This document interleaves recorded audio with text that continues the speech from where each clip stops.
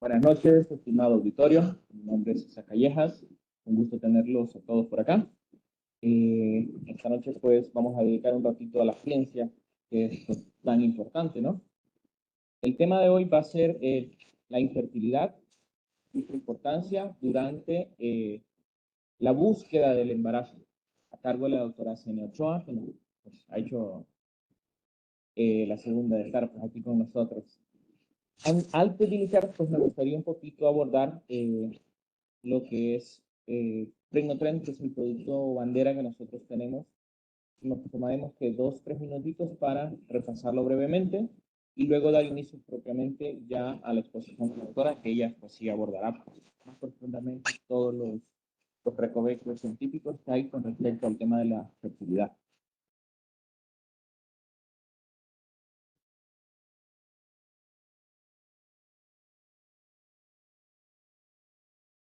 Se mira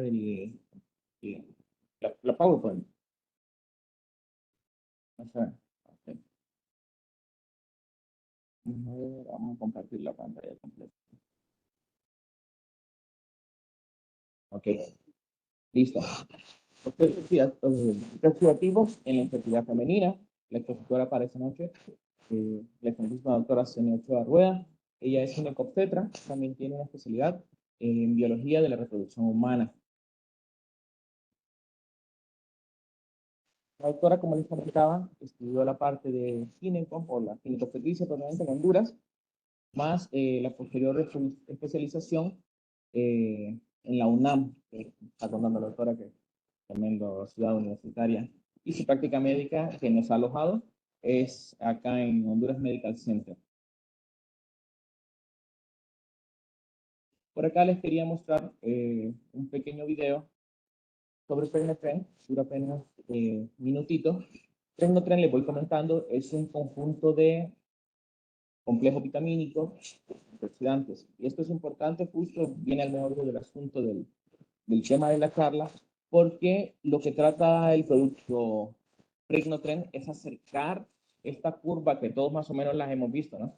Sobre el ciclo ovulatorio y acercar estos picos hormonales, liberación del óvulo y todas las diferentes fases que conlleva el ciclo, que se acerque este gráfico lo más posible a la realidad. Entonces, lo que va aportando en diferentes momentos van a ser todos los complejos vitamínicos, aminoácidos, antioxidantes, para que la paciente pues pueda tener, digamos, estos micronutrientes en los momentos adecuados, en las cantidades adecuadas.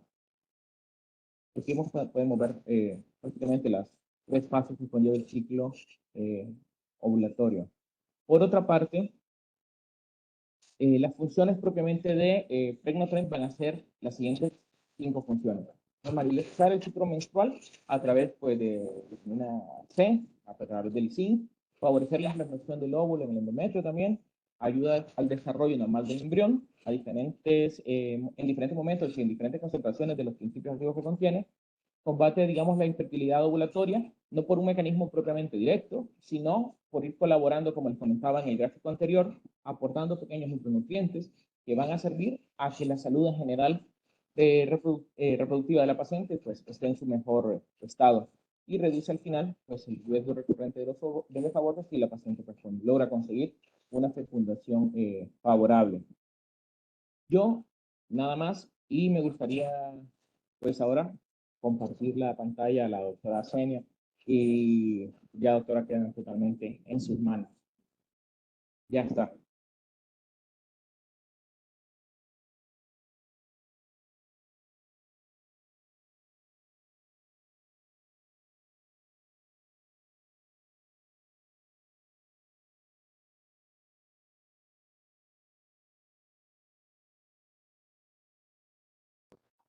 ¿Me escuchan?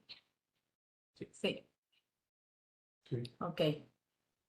Buenas noches, colegas. Mi nombre es Senia Ochoa. Soy ginecóloga y obstetra. Tengo una especialidad en biología de la reproducción humana y hoy pues los colegas aquí presentes nos invitaron para hablar un poquito de estrés oxidativo. Básicamente esto en las implicaciones para la parte de reproducción humana femenina. La infertilidad Básicamente la definimos como la imposibilidad de una pareja de lograr una concepción o llevar a cabo un embarazo a término después de un año o más de actividad sexual sin protección. En esto, en la parte de del año de espera en la infertilidad, sabemos que ha cambiado bastante porque las mujeres pues han cambiado sus hábitos. En general, antes se decía 22 años, ya tenían muchas personas la paridad satisfecha. Actualmente tienen 35 años y todavía se piensa en empezar la paridad de algunas parejas. La mujer ha salido a trabajar, se ha profesionalizado. Entonces, este año lo podemos reducir en parejas que tengan una edad femenina mayor de 35 o 40 años en Europa, ¿verdad? No sé por qué no me carga esto. Ahí está. Las causas de infertilidad las podemos encontrar como factor masculino, factor femenino. Dentro del factor femenino, lo que todos ya conocemos, factor cérvico-vaginal, viniéndonos desde abajo, desde la entrada del espermatozoide. Eso es bien fácil de entender. Desde que empezamos, desde la entrada del espermatozoide hasta que llega la ovulación y por ende después la implantación, toda en cualquier parte de ese trayectorio del espermatozoide puede ser una causa de infertilidad femenina. Entonces, en general, factor cérvico-vaginal, factor uterino, factor tubárico, endocrino metabólico y factores desconocidos. Dentro del factor que nos implica el día de hoy en hablar un poquito más, va a ser el endocrino metabólico. Dentro de este endocrino metabólico tenemos un montón de causas, pero básicamente la causa más frecuente de infertilidad endocrinológicamente y metabólicamente hablando, hablamos del ovario poliquístico. Dentro aparte de la anovulación existente en el síndrome de ovario poliquístico, la alteración metabólica coadyuvante. Sabemos también que otra enfermedad generalizada que tenemos es el síndrome metabólico, ¿verdad? Y vamos a hablar de las implicaciones en lo que es el estrés oxidativo. También las alteraciones tiroideas y el hiperprolactinemia también como factor endocrino metabólico.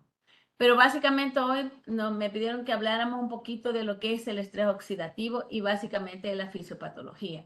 Cuando hablamos del estrés oxidativo, nos queremos adentrar qué es lo que pasa dentro de las células para que sucedan todas esas reacciones en cadena de oxidación. Todas estas situaciones se dan básicamente dentro de un organelo, dentro de la célula que se llama mitocondria. La mitocondria es un organelo muy importante en una verdadera central de energética. ¿Por qué? Porque allí es donde se va a hacer todos los procesos del ciclo de Krebs, los procesos oxidativos y reductores para poder dar paso a lo que va a ser la energía. Esta mitocondria, si se ve afectada o si hay una disfunción mitocondrial, generalmente se debe a factores externos. Dentro de los factores que nos pueden interesar a nosotros son las alteraciones dietéticas. Las alteraciones dietéticas en general van a dar paso a enfermedad crónica basada en adiposidad, que actualmente pues la conocemos así, antes conocida como obesidad, la diabetes mellitus. Todos esos procesos inflamatorios crónicos como la hipertensión, estatosis hepática, dislipidemia, síndromes metabólicos van a dar paso a disfunciones mitocondriales. Las malas dietas. Cuando decimos mala dieta, ¿qué es una mala dieta? La que llevamos los médicos, ¿verdad? Estamos todo el día trabajando y comemos muy noche. No, o la mala dieta que se lleva en el internado y el social ya se vive mejor. Pero el internado comiendo en mi tiempo los pollos de al frente del hospital, ¿verdad? Y ahora tienen otras opciones dietéticas.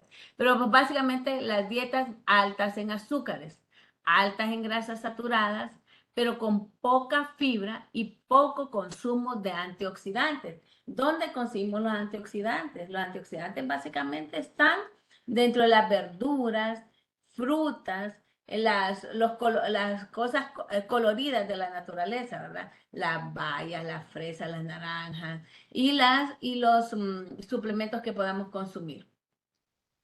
El estrés oxidativo, entonces, se va a definir como un desbalance entre la presencia de especies reactivas de oxígeno y de nitrógeno.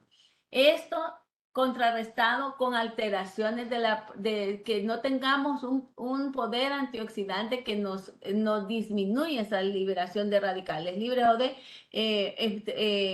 especies reactivas de oxígeno. ¿Cómo se va? Para hablar y entender bien lo que es un estrés oxidativo, tenemos que tener varios conceptos claros. El primero que es un radical libre. Cuando nos acordamos del átomo normal, vemos que en la parte externa del átomo tenemos los electrones en pares, ¿ok? Y la última capa tiene 8 electrones. Esto es normal. Esto nos da esto nos da un átomo estable. Pierde un electrón este átomo normal, nos va a dar, con la pérdida de un electrón, se va a convertir en un radical libre. Es una célula inestable. Esta inestabilidad es la que nos va a dar las alteraciones en lo que es la mitocondria. No me jala. La parte, quiero ver el anterior. Ahí está. Entonces, ahí está. Entonces, radicales libres, el átomo, un grupo de átomos con un electrón desapareado, o sea que le falta más de un electrón en la cadena, en la última cadena, en la cadena externa del átomo. ¿Qué va a ser la oxidación? Cuando estos electrones están incompletos o están oxidados, es cuando les falta una de esas cadenas en la parte más externa. Y la reducción es, o órganos reducidos, perdón, o átomos reducidos son los que están completamente estables, los que tienen sus 8 electrones en la última capa atómica. ¿Cuáles van a ser? Las macromoléculas, los lípidos, ácidos nucleicos, hidratos de carbono. Entonces, cuando hablamos de la mitocondria, ¿qué sucede dentro de la mitocondria? Acordémonos de lo que hablamos del ciclo de Krebs, o lo que conocíamos como el ciclo de Krebs. En la energía se va a venir a través de la glucosa. Cuando tenemos un aumento de la glucosa intracelular, va a ser una saturación increíble de la vía oxidativa. Entonces, cuando nos aumenta la saturación de la vía oxidativa por las alteraciones a nivel de si normalmente vamos a través de la acetilcoenzima A, vamos a producir ATP. Pero cuando esta vía se ve saturada, se van a empezar a producir radicales de oxígeno de más. Normalmente el 100% del oxígeno que entra en nuestro cuerpo se divide en el 95-98% proceso fisiológico, básicamente respirar, y un porcentaje menor va a ser oxígeno libre. Este oxígeno libre va a dar cabida a especies reactivas de oxígeno. Estas especies reactivas de oxígeno son básicamente el peróxido de hidrógeno y el oxígeno ionizado. Este no es un radical libre, pero sí nos va a dar paso a un radical libre más agresivo. Ahí está. Entonces, esto es para que nos recordemos de las membranas mitocondriales. Aquí básicamente lo que nos va a pasar en la membrana mitocondrial interna es lo que está hablando actualmente. Nos vamos todo el ciclo de Krebs y ¿qué nos produce al final? Una molécula de agua y una molécula de ATP. Pero esta molécula, esto también nos va a producir un anión superóxido. Hay algunas enzimas que nos van a contrarrestar esa superproducción, o esa producción, no es superproducción, esa producción de radicales libres. Acordemos, del 100%, 98% va a ir para respiración, 5% va a ser esos radicales libres. Estos radicales, este anión superóxido también es útil dentro de la vía de oxigenación en general. ¿Para dónde va a ir? Para los neutrófilos. ¿Y qué va a pasar con los neutrófilos? Son los que nos ayudan a combatir virus, a combatir bacterias. Entonces sí necesitamos ese 1%, pero cuando tenemos de más, ¿y cuándo vamos a tener de más? Cuando estamos haciendo aquella glicólisis acelerada. Cuando hacemos esa glicólisis acelerada, cuando estamos dándole demasiada glucosa a la célula. Entonces, van a venir algunas enzimas como la superóxido dismutasa o la catalasa a contrarrestar esto. Entonces, la superóxido dismutasa nos va a venir acá y nos va a hacer este peróxido de hidrógeno unido al hierro y nos va a dar un hierro 3 y el peróxido de hidrógeno. Este radical hidroxilo, perdón, este radical hidroxilo, este es el radical libre que sí nos va a causar problemas dentro del organismo. Entonces, esto sí va a dar el estrés oxidativo. El estrés oxidativo primero es a nivel del interior de la mitocondria, pero este radical hidroxilo puede salir de la membrana y después dar daño también no solo en la membrana celular interna de todo el citoplasma, sino de también la membrana celular externa y dar daño a la mitocondria. Este daño a la mitocondria va a salir adentro de la célula, va a afectar el núcleo y ¿qué nos va a pasar? Va a afectarnos los lípidos de membrana, las proteínas transportadoras y un montón de proteínas que tienen que ver en lo que es el transporte, la función de sus proteicas y al final el daño del ADN. Este daño de ADN puede ser descrito también en lo que acordémonos de los oncogenes, ¿verdad? Si nosotros podemos tener una predisposición a un cáncer, una predisposición a una enfermedad genética, pero si no damos un daño de la membrana, no se nos va a proyectar, pero si estamos dándole daño constante a través de estas alteraciones, de estas enzimas, que no las vamos a estar que no se van a hacer suficientes para controlar estas radicales libres, nos van a dar daño a nivel celular y extracelular. Luego,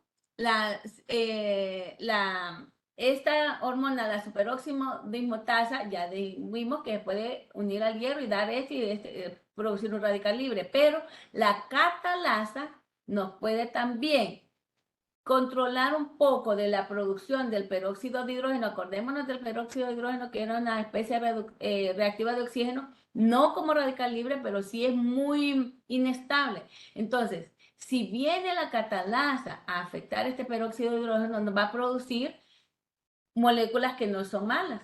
Dos moléculas de agua y oxígeno. Otra enzima que nos puede ayudar aquí en la estabilidad de membrana es el glutatión, que también nos ayuda a través del peróxido de hidrógeno a hacer otra molécula de agua. Para hacerlo más sencillo,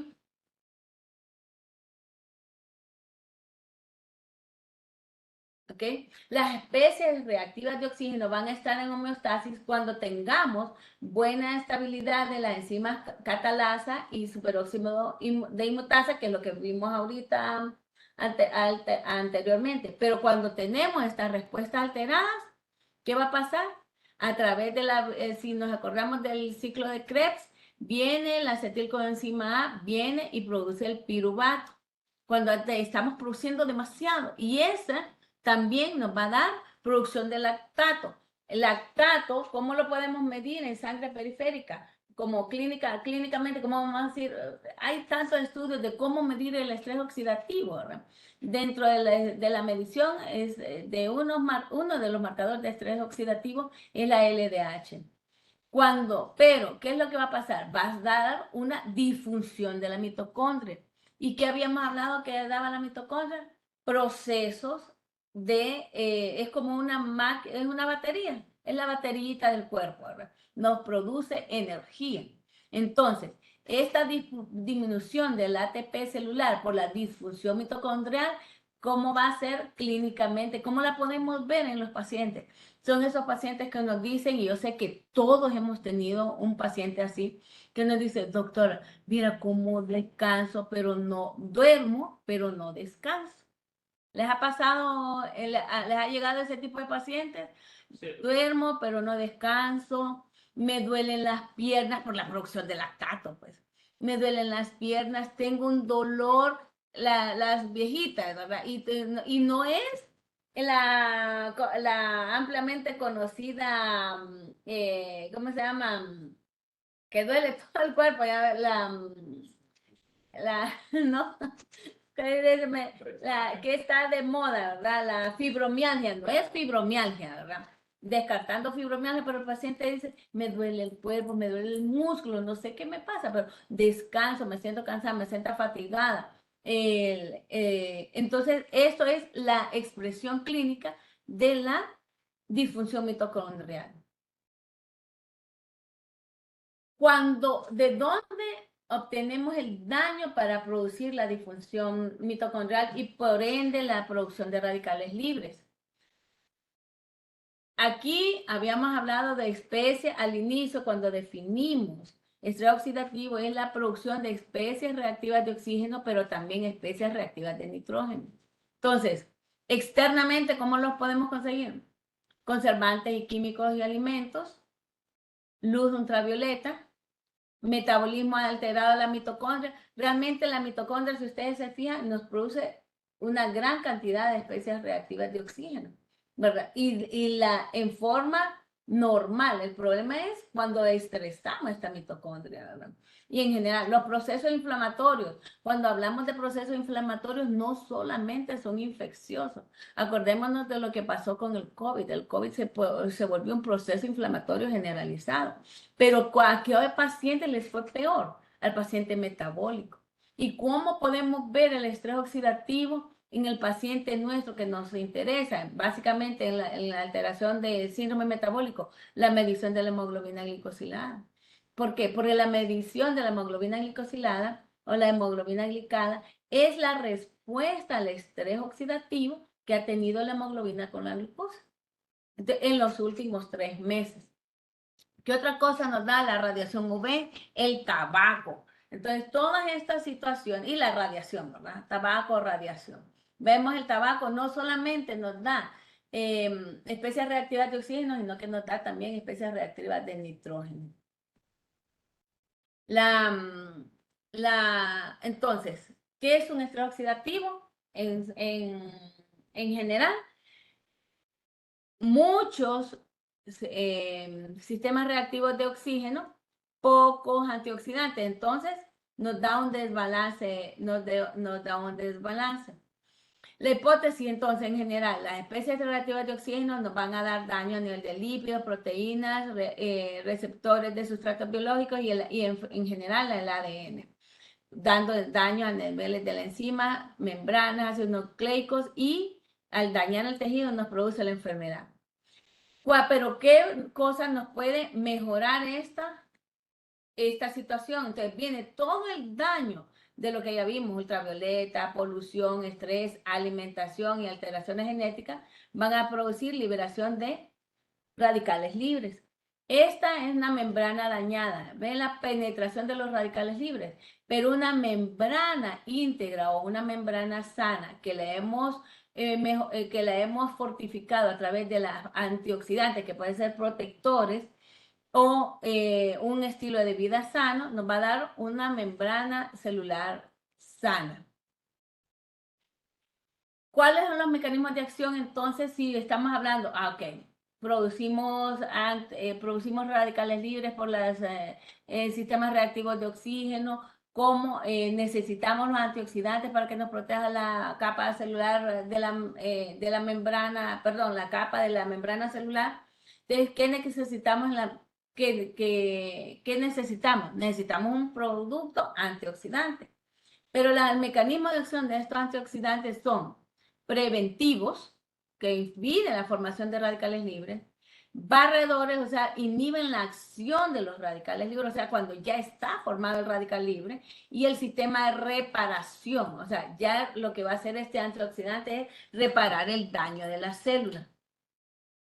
Los antioxidantes reducen, ¿cómo reducen?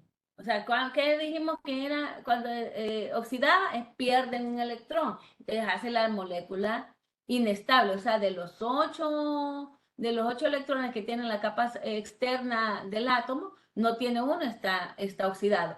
¿Qué hacen estos radicales libres? Como tienen un montón de electrones, dan. El mayor de los antioxidantes, el que más da electrones es la vitamina C. Da y no produce, no, ella no deja de dar, no es egoísta, pues. Entonces viene, da el electrón y lo hace esta molécula, perdón, este átomo lo va a volver estable. Dentro de esta estabilidad, habíamos hablado de unas enzimas previamente. La superóxido dismutasa, que puede ser mitocondrial o celular. Pero para que suceda eso, para que esta enzima pueda llegar a dar su función y evitar que este anión superóxido dé daño, necesita otros componentes, como el manganeso. Aquí es donde nosotros, bueno, entonces, ¿cómo tomo antioxidantes? Pero ¿cuáles son los que yo necesito? El manganeso es uno de ellos. Para la superóxido dismutasa mitocondrial, para la celular necesitamos el zinc y el cobre.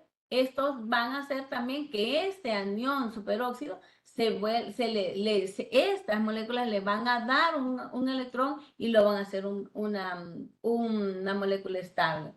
En la otra que habíamos mencionado en el cuadro anterior era la catalasa. Aquí necesitamos el hierro y vamos a ver más adelante todas estas necesidades de micronutrientes y de vitaminas para mejorar nuestra capacidad de fértil. La catalasa al nivel de hierro va a hacer que estos aniones se van a convertir en agua y oxígeno. La glutatión peroxidasa, esta necesita selenio, pero esta glutatión peroxidasa se va a reducir. Pero entonces, la desechamos, no, va a venir el B2, se va a oxidar. Al oxidarse, al estar oxidada, viene el B2 y la cisteína y la vuelve a reducir y vuelve a ser útil dentro de este ciclo. O sea que en la reutilización de elementos que nos van a mejorar la reducción. El estrés, necesitamos definitivamente un balance oxidativo. Para que suceda este balance oxidativo necesitamos varias vías. Dentro de las vías dentro de las vías de defensa tenemos las vías de defensa de los antioxidantes, que va a ser una vía enzimática que a través de las enzimas que ya mencionamos, que la superóxido dismutasa y la catalasa y el glutatión, y las no enzimáticas, que en estas vías no enzimáticas básicamente es dependiente de vitaminas. De las mayores vitaminas que utilizamos acá, la vitamina A, la vitamina E, la vitamina C. Recordemos que en esta vía de oxidorreducción de la vitamina C, como esta es una dadora increíble y además es una vitamina hidrosoluble, debe ir siempre acompañada la vitamina E de vitamina C. ¿Para qué? Porque la vitamina E es liposoluble, se oxigena y ya no nos sirve. Pero viene la vitamina C, que es una dadora increíble, la vuelve a reducir y volvemos a utilizarla. ¿Ok? Entonces, de los antioxidantes no enzimáticos, ya habíamos hablado que son las vitaminas, ácido ascórbico, el glutatión también, cisteína, ácido lipoico, ácido úrico, y de los liposolubles, el tocoferol, ubiquinol, retinoides y carotenos. De los sistemas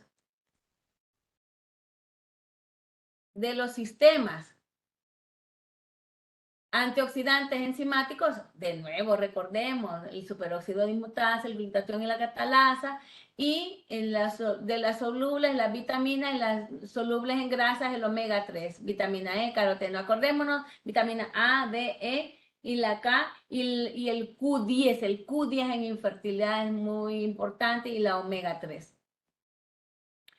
Entonces, recordando, un electrón sano, es un antioxidante, es el que va a venir y no va a ser egoísta en darle, miren, este está como loco, ¿ah? Quiero algo. Es este electrón que le hace falta en su capa celular, pero como no lo tiene, se vuelve bien agresivo, entonces quiere dañar a las células sanas. Dentro de los antioxidantes, pues tenemos, ya los mencioné un montón, ¿verdad? ¿Desde dónde lo vamos a tener? Básicamente de los diferentes productos vegetales y frutas, betacaroteno de las espinacas, vitamina E, semillas de girasol, aceitunas, el de la nuez de Brasil, vitamina C de los cítricos, la quercetina fue bastante estudiada en lo del COVID como un antioxidante potente y parte de los flavonoides, ¿verdad? De la genisteína y las antocianinas, que es básicamente los frutos rojos, frutos rojos. Y los ácidos grasos como el omega 3, que pues básicamente lo tenemos en el pescado. Entonces, ¿qué deseo yo de un antioxidante? ¿Se acuerdan cuántos electrones eran en la capa última celular? 8. Entonces queremos 8 cosas básicamente un antioxidante para decir, esto es el bueno. Acción en varios ambientes como qué. O sea, ya está con el daño celular, si está como preventivo o para reparación. Máxima movilidad, no queremos una molécula inmensa. Las moléculas demasiado grandes no son móviles. Entonces, y no hay traspaso adecuado de la membrana celular. Entonces necesitamos una molécula básicamente móvil. Poder antioxidante, absorción in vivo. ¿Por qué? Porque en estudios en animales hay un montón de estudios en animales. El problema es que no sirva al humano. Máxima actividad en conjugación, o sea, que se una a las enzimas que necesitamos que esté unida, a la catalasa, que ayude al glutatión, que ayuda a la superóxido de dismutasa. Máxima biodisponibilidad, o sea, dentro de las disponibilidades, por eso si ustedes se fijan en los suplementos vitamínicos, dicen para cada cuánto tenemos que estar tomando los suplementos. Algunos dicen una vez al día, otros dan la sugerencia de 2 veces al día. ¿Por qué? Porque no, de nada sirve que yo me tome 3 gramos de vitamina C en la noche si yo solo voy a absorber un poco, porque la biodisponibilidad de la vitamina C es bien baja. Entonces, hay que seguir, hay que ver la biodisponibilidad máxima biodisponibilidad de cada uno de los antioxidantes. Tiempo de residencia, o sea, es lo mismo, que cuánto nos va a durar en el cuerpo para que haga el efecto antioxidante y probada en humanos. Ahora, viendo esto, yo sé que es bastante difícil y en poco tiempo, ¿verdad? Hablar de lo que es el estrés oxidativo y empezar a escuchar un montón de enzimas y conceptos que ya nos habían olvidado de biología molecular, pero lo que nos lleva al día de hoy es la infertilidad como factor endocrino metabólico.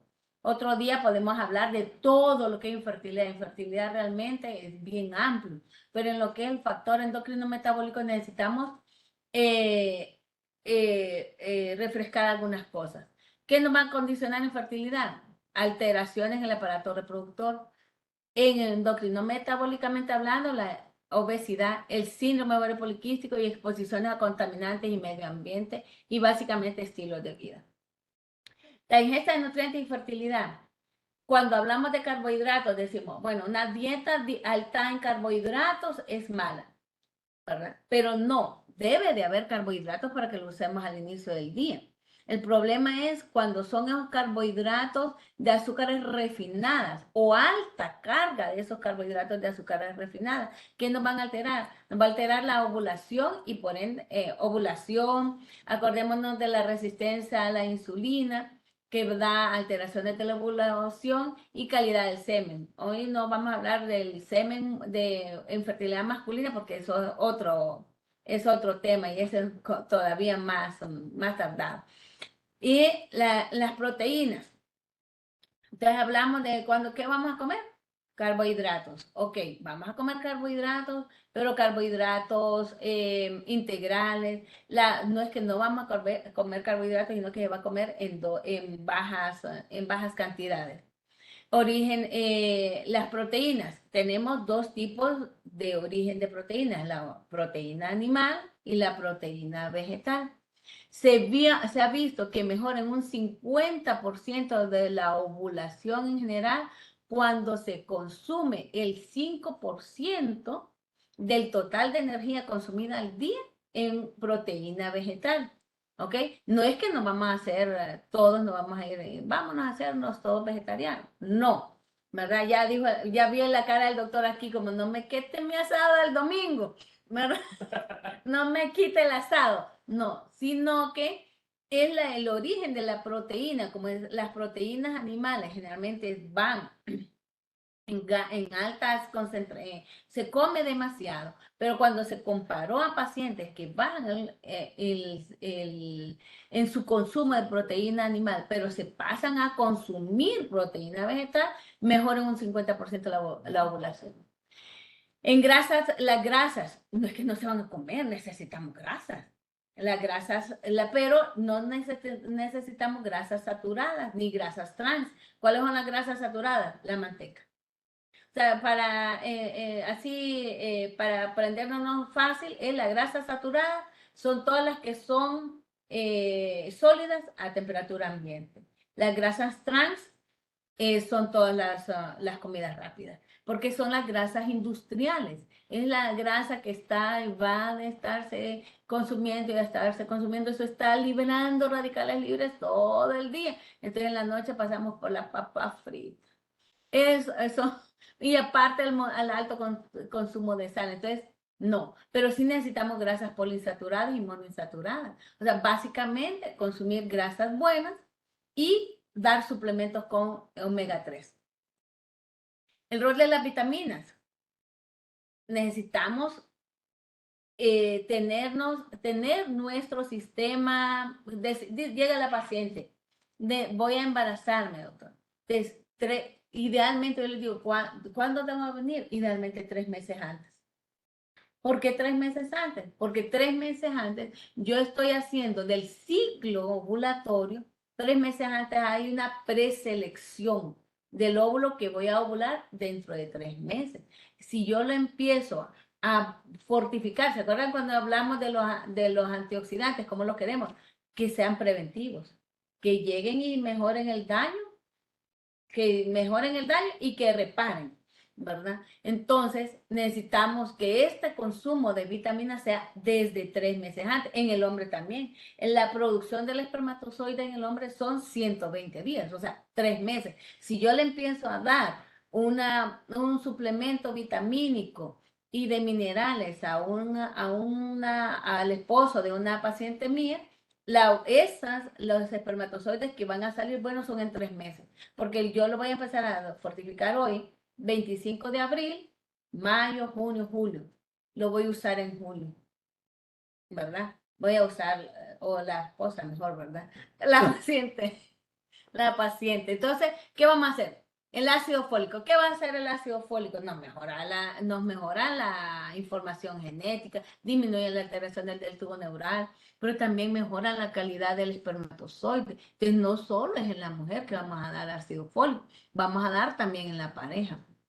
La B12 mejora procesos de implantación, mejora los niveles de hemoglobina circulante, la vitamina A y los betacarotenos, la placentación nos mejora la placentación, nos disminuye el riesgo de parto pretérmino, bajo peso al nacer. La vitamina D se ha relacionado con alteraciones aparte de las óseas que ya conocemos por la disminución de la absorción de calcio en general. Pero la vitamina D se ha visto que ayuda mucho, mucho, mucho en los procesos de ovulación cuando los corregimos, esas deficiencias vitamínicas en la paciente que va a ser próxima a embarazarse. También mejora no hay cómo nosotros hagamos subir la reserva de ovárica. La reserva ovárica, o sea, la reserva ovárica en la mujer no es lo mismo que las células embrionarias en el hombre. Nosotros nacemos con una cantidad, perdón, de óvulos que vamos a gastar durante toda la vida, pero se ha visto la relación de la vitamina D con menos depresión de la antimülleriana, o sea que mejora la calidad ovocitaria. ¿Qué otra cosa nos va a mejorar la vitamina D? Va a disminuir el riesgo de preeclampsia, disminuye el riesgo de diabetes mellitus estacional. Y la vitamina C y E, lo que habíamos hablado anteriormente, ¿verdad? Estas son coadyuvantes, tratemos de darlas siempre juntas para que nos den una mejor respuesta antioxidante. Pero, ¿qué otras cosas necesitamos? Necesitamos vitaminas, pero necesitamos también minerales. El calcio es bien importante en lo que es el estrés oxidativo, pero básicamente en los espermatozoides. El hierro, o sea, si entramos con niveles de hierro bajos, hay mayores tasas de aborto, bajo peso al nacer, alteraciones en lactancia. El zinc, la depresión en zinc se ha visto relacionada con ruptura prematura de membranas, alteraciones de implantación. El selenio, recuerda cuando lo vimos allá que nos ayudaba también con la catalasa. El selenio debemos dar en los procesos metabólicos también asociados a la resistencia a la insulina, se ha visto que el selenio ayuda. Y el yodo, no solamente en las alteraciones tiroideas, ¿verdad? Se ve que ayuda, sino que nos ayuda también en el proceso oxidativo en general. Entonces, en conclusión, ¿qué tenemos que hacer para que nuestra paciente con una alteración endocrino-metabólica que produzca infertilidad, que tenga infertilidad, qué tenemos que hacer? Manejar un peso corporal adecuado. Uno de mis maestros, cuando decía, a mí no me vengan a decir que se les embarazó una paciente con síndrome ovario poliquístico. La miraba de menos. Pero decía, ellas se embarazan solas, ustedes no tienen nada que ver. Y nosotros todos alegres. Pero, ¿por qué decía eso? Solo baja el 5 al 10% de su peso cuando tienen un síndrome ovario poliquístico obeso y se embarazan. ¿Por qué se embarazan? Porque dejan de hacer la glucólisis y todo ese daño a nivel mitocondrial, dejan de producir radicales libres y produce al menos alteración en la resistencia a la insulina y se embarazan. Si era una dieta con un contenido elevado de hidratos de carbono complejos, o sea, carbohidratos buenos, fibra, grasas monoinsaturadas y poliinsaturadas, o sea, básicamente aceite, ¿verdad? Idealmente de origen vegetal. Y bajo consumo de grasa saturada, o sea que la papita frita de Burger King ocasional. Prestar especial atención al aporte de ácido fólico, vitamina B12, A, D, C, todos estos que ya lo mencionamos anteriormente. Tomar un suplemento en el caso de que la dieta no sea adecuada. Actualmente nos conocemos como la dieta occidental. La dieta occidental es la que un montón de alto contenido de carbohidratos, bajo contenido en antioxidantes. Entonces, si nosotros debemos preguntar al paciente qué come, pero no le vamos a preguntar qué corte de carne come, ¿verdad? No, sino que qué come, qué desayuna. Entonces a su paciente cuando llegue a la clínica, ¿qué desayuna? ¿Qué almuerza? ¿Qué cena? Entonces cuando veamos, realmente comemos muy pocas frutas y verduras. Lo que son las fresas, las bayas, los arándanos son bien caros. O gustos adquiridos, entonces generalmente la gente no lo come. Pero ahí es alto contenido de antioxidantes. Las naranjas, yo creo que sí la comemos, pero como uno les limita los carbohidratos y para un jugo de naranja son 4 naranjas y la absorción de esa vitamina C es bien baja en gastrointestinal, entonces generalmente debemos de dar suplementos. Moderar el consumo de bebidas con alcohol y cafeína y el tabaco, ¿verdad? Eso se tiene que preguntar en forma directa, no hay otra manera de cómo hablar con el paciente. ¿Fuma? Sí, déjelo. ¿Se quiere embarazar? Déjelo. ¿Por qué? Porque nos va a venir a dar un estrés oxidativo directo, ya lo vimos en la figurita, el fumar nos va a dar un estrés oxidativo directo. Y en la mujer, también aparte de la anovulación que puede causar, puede predisponer también a embarazo ectópico. Y en el hombre la calidad espermática baja un montón cuando fuma. No sé si tenemos alguna pregunta, algún comentario, alguna duda. Pude bloquear mi micrófono. Buenas Buenas noches. noches. Voy a Voy a cualquiera de las preguntas que tenga dudas, pueden pueden ser ser en la parte del chat, que se encuentra en la parte derecha de la pantalla, si no me pantallas, si no me equivoco, para todos, o en el o en el celular también en la parte de abajo. yo la voy a puede leer directamente aquí y para poder abordar.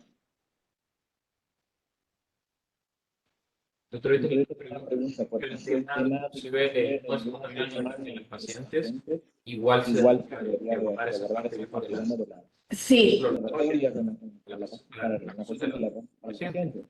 sí, es que cuando hablamos de tabaco, hablamos del tabaco de consumo directo y el consumo indirecto del tabaco. Entonces, si estamos en ambientes de tabaco, eso es lo que le decimos.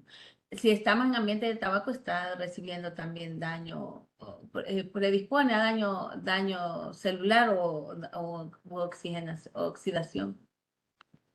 ¿Qué otra preguntita? Bueno, Bueno, bueno, felicitando a la doctora bonita ponencia, a la doctora Nazar, la doctora al doctor Renan, que sabe que felicidades también.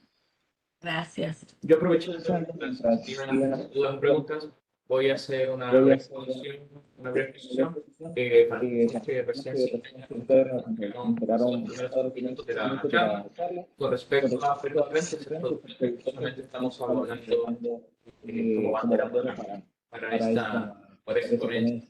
Voy a mostrar una lámina. Vamos a compartir, no se van a asustar mi Google Paper. No sé si se ve. Ahí. Listo. La Doctora, doctora en alguna de de sus diapositivas de su slide estaba mencionando la cantidad de aminoácidos, oxidantes, ¿no? Que esto cumple nuestro ciclo ovulatorio. Entonces, prácticamente se viene preparado como un coctelito, utilizarlo como un preparado rico en antioxidantes, vitaminas, minerales y aminoácidos. Inclusive el PABA, que es el ácido farmacéutico, que ayuda a aumentar un poco el fibra para sustancias que están muy bajas, ¿no? Tal vez muy altas. Entonces, para que nuestro hígado esté trabajando más o menos ideal. También al inicio de la charla, al inicio de la charla mostré un video pequeño sobre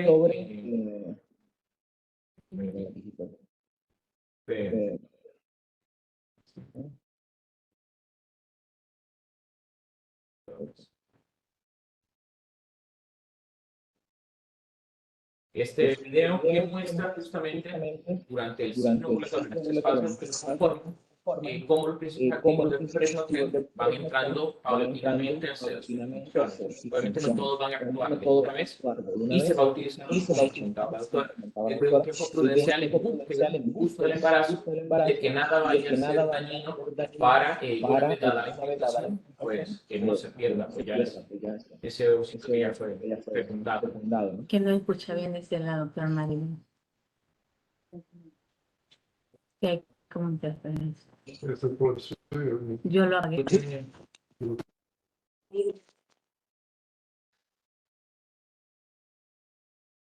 ¿Me escuchan mejor ahí? A ver, ¿qué me ponen en el chat?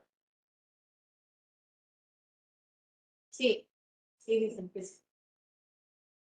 Ahora sí. Escucho yo como una... Permítame. Bueno, les comentaba los... Ya. Permítame.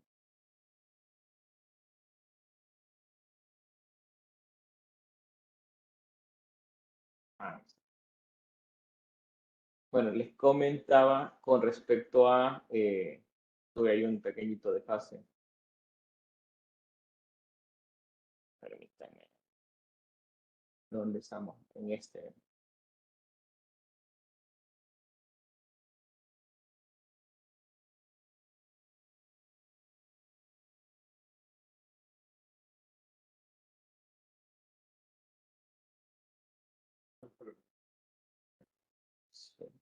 No. Ok. Solamente voy a concluir con esto, que era lo que les hablaba al principio. Era un gráfico que hablaba justo sobre los principios activos de Prenomotrine, que contiene pues diferentes aminoácidos, antioxidantes, vitaminas, y cómo estos van actuando en diferentes momentos y por diferentes razones que fueron abordados durante la charla, para mejorar chances de fecundación, que al final es como el meollo del asunto del producto. Que la paciente que esté consumiendo o esté utilizando el producto tenga un complemento que venga a ayudar a que sus chances de fecundación sean mejores. Este gráfico es bastante conocido, que es este que habla sobre el ciclo ovulatorio y cómo se va desarrollando. La idea es apegarlo lo más posible a la realidad, digamos al gráfico ideal. ¿Lo dejo? Sí, sí, para explicar. Hola, ¿me escuchan? Solo me voy a silenciar. ¿Me escuchan?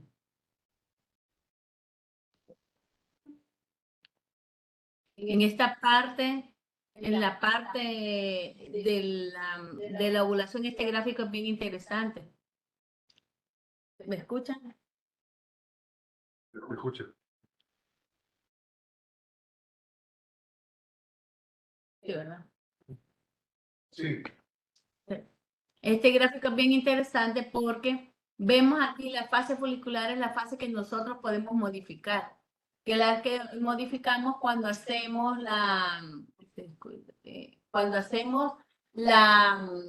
inducción de ovulación. Entonces, en esta primera fase es donde vamos a dar inductores de ovulación, pero vamos a preseleccionar folículos para gastarlos 3 meses después. Entonces, si nosotros estamos dando en esta primera fase folicular, preseleccionamos, pero solo uno va a ovular o uno o dos ovulitos, pero si viene y no se embaraza, estos óvulos preseleccionados fueron fortificados a nivel de su membrana eh, eh, citoplasmática y básicamente a la mitocondria, que es la que nos va a dar la energía necesaria para poder ser usada más adelante. No, entonces, esto es bien importante que veamos las interacciones de vitaminas, antioxidantes y oligoelementos necesarios, no solamente para que esté la producción de hormonas folículo estimulantes presentes, sino que para que se estén dándose una buena calidad ovocitaria. Porque el problema cuando les dio a las pacientes con infertilidad, el problema no es embarazarse en muchas ocasiones, o sea, las pacientes se embarazan. El problema es que tienen abortos a recurrencia. Y porque y cuando vemos y medimos vitamina D, medimos B12, que son las que podemos medir, medimos ácido fólico, están bajas. Y ese dolor tan grande que es una pérdida gestacional se puede evitar si la causa, claro está, ¿verdad? Porque para causas de aborto hay un montón, puede ser una deficiencia de oligoelementos o vitaminas. ¿Ok? Entonces aquí está bien bonito este cuadro que lo pueden guardar o no sé si los doctores después van a compartir la charla con ustedes por si necesitan refrescar algún tema.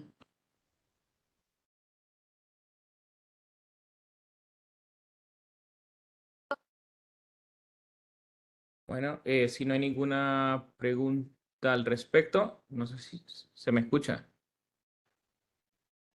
Hola, ¿se me escucha alguien? Si levante la manito, ¿sí? Sí, listo. Bueno, creo que daríamos por concluido Paciente hipotiroideo con listo. tratamiento y niveles ya óptimos que presenta síndrome de ovario poliquístico una vez que toma 3 meses con Pregnotren.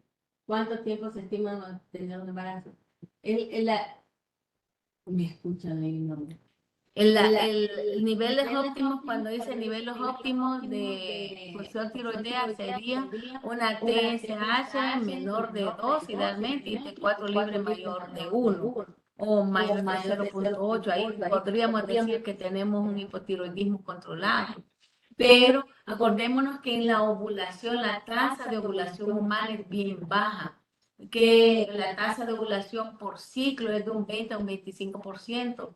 En pocas palabras, que podríamos decir, de 5 pacientes que tenemos en inducción de ovulación, solo una se va a embarazar, es bien poquito. Entonces, voy a contar un chiste que una vez estaba haciendo una inseminación y saco la cánula de la inseminación y el señor la ve. El señor era ganadero. Y le dice a la paciente, ¿se igual a las vacas? No, lo mismo que la vaca, pues le dice ella a él, ¿verdad? Y ahí vamos a inseminar. Pero no, tengo que aclarar. No, mire, el mecanismo es el mismo, pero la tasa de éxito es bien baja. En la inseminación en humanos, cuando la comparamos en la inseminación con animales, la tasa de éxito en los animales es altísima. Entonces, el Pregnotren lo puede seguir dando, el Pregnotren como un suplemento, pero la infertilidad, como es multifactorial, no solamente es que se mejoró o sea, hay que ver desde cuándo uno tiene relaciones sexuales, si ya cumple el criterio de infertilidad. No es que, fíjese que tuvimos relaciones sexuales, tenemos 25 años, el mes pasado y no me embarazamos. Vengo porque soy infértil. No, tiene que tener por lo menos un año. Y si no se embaraza, ver que no sea otro factor alterado, un factor cervicovaginal, uterino, tubo ovárico. Y de los endocrinos metabólicos es una gama grande, ¿verdad? Entonces puede usted darle, ¿cómo se llama? Suplementos vitamínicos y antioxidantes, el tiempo que usted esté buscando el embarazo. Lo menos son, en ambos son 3 meses, lo ideal, ¿verdad? Lo ideal. ¿Qué otra preguntita? Bueno, no es el producto Pregnotren se daría entonces tanto a una mujer y a su pareja, pregunta. Para el ácido, miren, los oligoelementos y las vitaminas que describimos se pueden dar a ambos.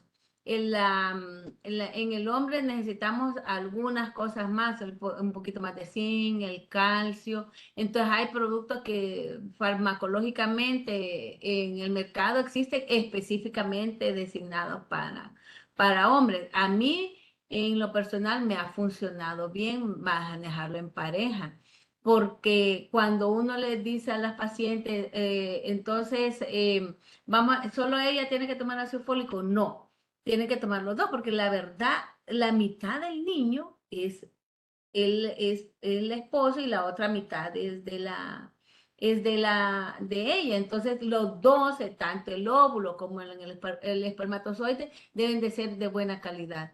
Entonces, lo que se puede dar es un suplemento vitamínico al varón en este caso, como ustedes tienen la opción del Pregnotren para la mujer, ustedes tienen el Espermotren, que a mí me ha funcionado bien, ¿verdad? Que lo único que hay que aclarar, ¿verdad? Que es cada 12 horas, por la biodisponibilidad que hablábamos antes. Si solo se da una vez al día, baja la biodisponibilidad. Entonces, es como en los antibióticos. Si la vida media es de 6 horas, pero lo damos cada 12, pues no nos va a funcionar, ¿verdad? Lo que queremos que hacer, ¿verdad?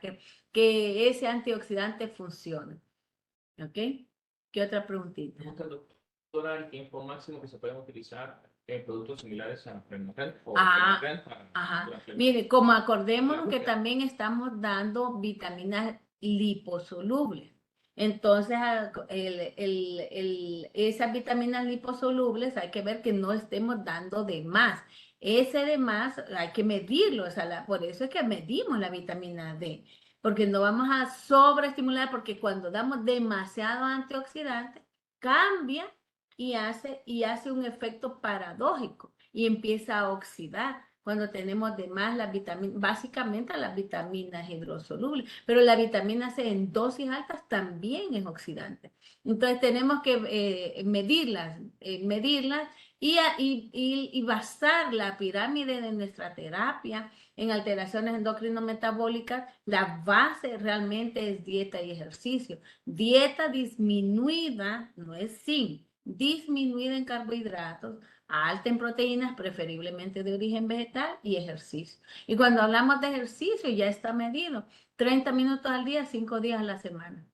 ¿Verdad? No es, me mato 3 horas, no, porque el estrés oxidativo también se da en deportistas extremos. Entonces, sí, el ejercicio extremo también da estrés oxidativo. ¿Qué otra preguntita? Pregunta, doctora, Cienzo y mastopatía, entiendo que mastopatía fibroquística. Enfermedad fibroquística de mama. ¿Se puede utilizar? Los antioxidantes. Y que si tiene algún beneficio o es exclusivamente durante el embarazo. No, de hecho, no está indicada para usarlo en el embarazo, ¿verdad?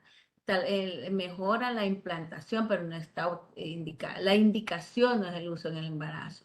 La enfermedad fibroquística de mama, lo ideal es dar antioxidantes como la vitamina E, la C, pero más la disminución del consumo de santinas. Cuando hablamos santinas, me refiero al café, té con cafeína, ¿ok? Grasas, porque la grasa, acordémonos que nos van a oxidar también, ¿ok? Entonces, cuando quitamos todo eso, mejora la enfermedad fibroquística de mama. Las mediciones en la enfermedad fibroquística de mama de disminución o mejoría es a través del ultrasonido y la mejoría clínica. La mejoría clínica a través del dolor, ¿verdad? O sea, la paciente dice, me duele menos, me siento mejor, pero básicamente es la dieta y el uso de antioxidantes. ¿Ok? Los antioxidantes, hay antioxidantes muy buenos como el té, pero el té verde también tiene o sea, si lo damos en mucha cantidad, nos va a dar, un efecto como que estemos tomando cafeína. Entonces, pero el té verde en dosis baja es un excelente antioxidante. ¿Ok? Entonces no, porque a veces la gente se confunde, que ustedes también tienen ¿verdad? ¿Será que lo conocen? Sí. ¿Verdad? Entonces, que está en la indicación en el uso de la enfermedad fibroquística de mama. Pero dice, ay, la doctora me quitó el té verde, pero no, podemos tomar un montón de tés, ¿verdad? Té frutales, son los tés con alto contenido de cafeína. ¿Ok? ¿Qué otra preguntita? Pregunta, doctora, en la estimulación ovárica con relación con Prenotren y que si hay una relación y función y que si funciona.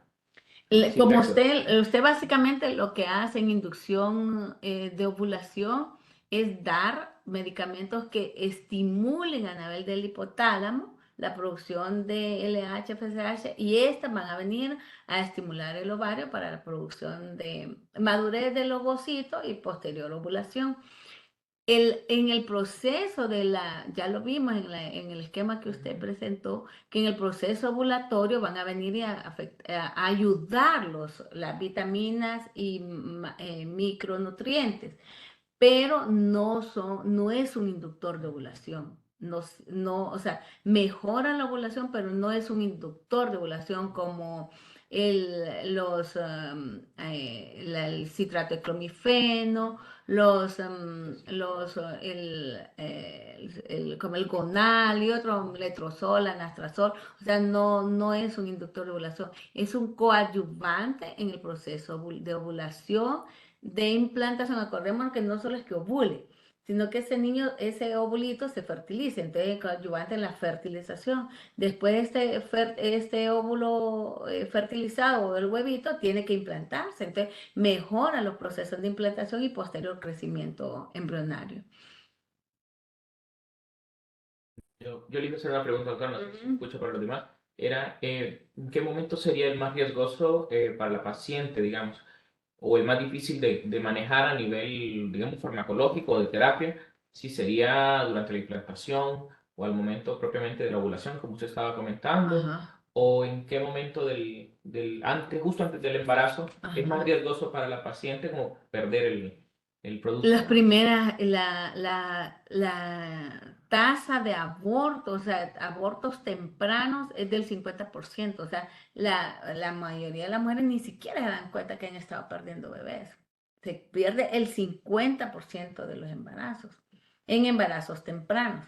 Eso generalmente asociado a, bueno, alteraciones de implantación, un montón de cosas, pero generalmente en procesos genéticos, ¿verdad? Que ya no tiene que ver que yo le haya dado ácido fólico porque es una buena calidad ovocitaria y espermática, sino que en la unión del óvulo y el espermatozoide, uno de los cromosomas se disparó o no entró bien, o en la división celular hubo afectación, entonces se embaraza, pero no termina de implantar porque es muy mal calidad de embrión, entonces se pierde.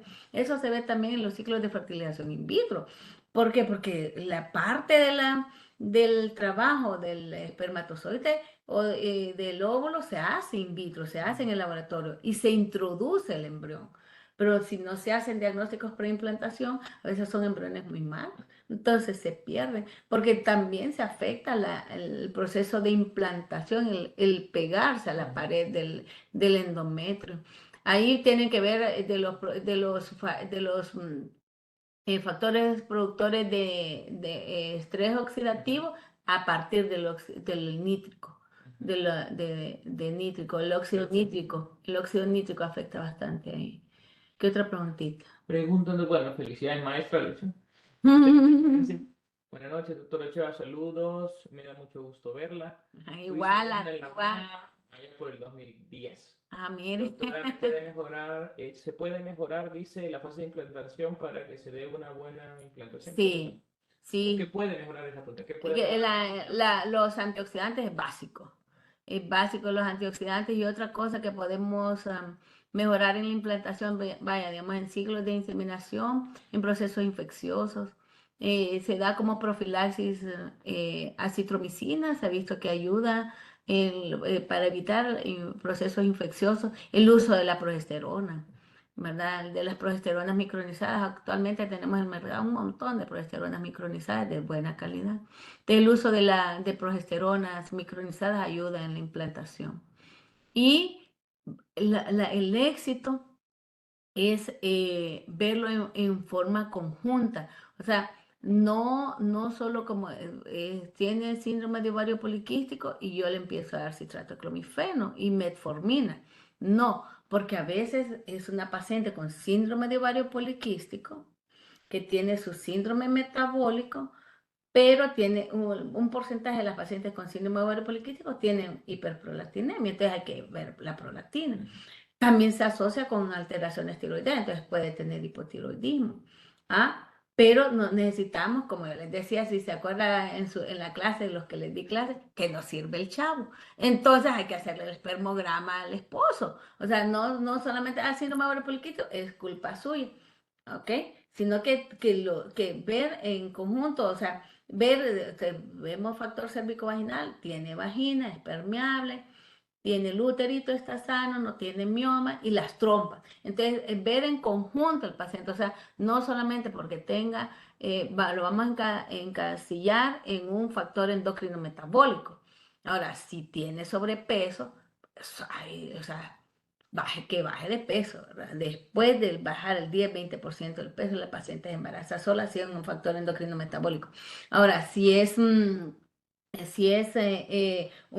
fregada es la paciente síndrome de ovario poliquístico delgada, ¿verdad? Es así. pero ella la mandamos a hacer músculo. ¿Por qué? Porque todas las alteraciones mitocondriales se dan básicamente a nivel de músculo. ¿Ok? Entonces, si ella puede ser flaca, pero les digo yo en broma siempre, las que son flaquitas, pero traen los exámenes de una de 200 libras, ¿verdad? Es que usted es una gorda en cuerpo es flaca, ¿verdad? Entonces hay que hacerle dieta corregida y ejercicio, pero ejercicio que hagan musculito, o sea, que engorde, pero a base de músculo. Doctora, preguntan por acá. Doctora, por mientras damos Pregnotren en el periodo de los 3 meses, ¿se puede utilizar o se está utilizando un método de anticoncepción hormonal? No. Si ya les llega por infertilidad, ojalá se les embarace en el primer mes y quedan cachetones, pues. O sea, no se tiene por qué dar un... Acuérdese del mecanismo de acción del antioxidante, o sea, preventivo, coadyuvante y reparador de daño. Entonces, tampoco está contraindicado en el primer trimestre del embarazo. Hay como discusión, ¿verdad?, de dar en el primer trimestre de embarazo, pero si se embaraza, suspéndalo y usted lo pasa a su prenatal de elección. Doctora, preguntan, tengo una paciente cuyo espermograma de esposo sale con un conteo de espermatozoides en 11 millones. Ujú. Entonces, La OMS cambió los valores ahorita en el 2015 y dicen que hasta 15 millones. Con 11 millones lo que se podría dar es, primero es mandarlo a hacer los otros factores que hay que estudiar, hacer ultrasonido testicular, perdón, ultrasonido prostático, sino enviarlo porque tiene una oligospermia. Entonces esa oligospermia debe de ser estudiada y generalmente eso lo hace el urólogo.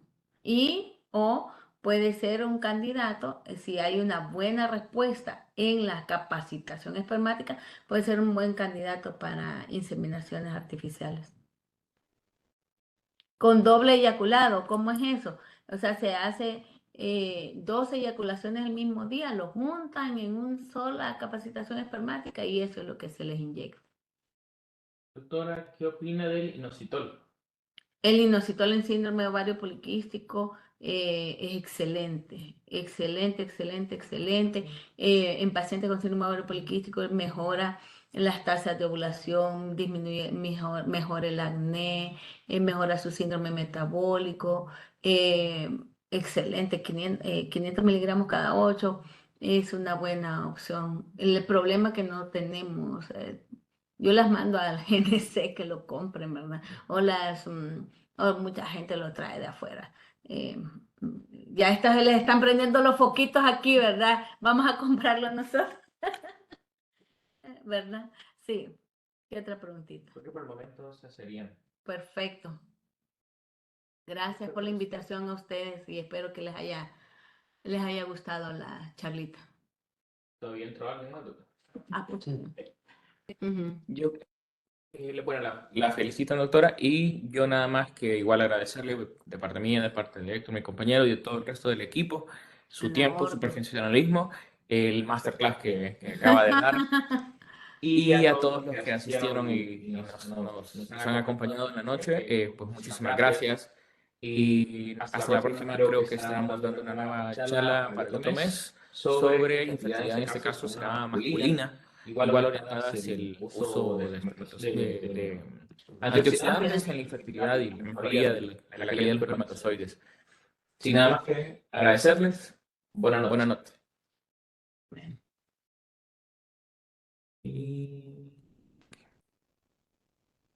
Bueno, gracias a Dios. Feliz.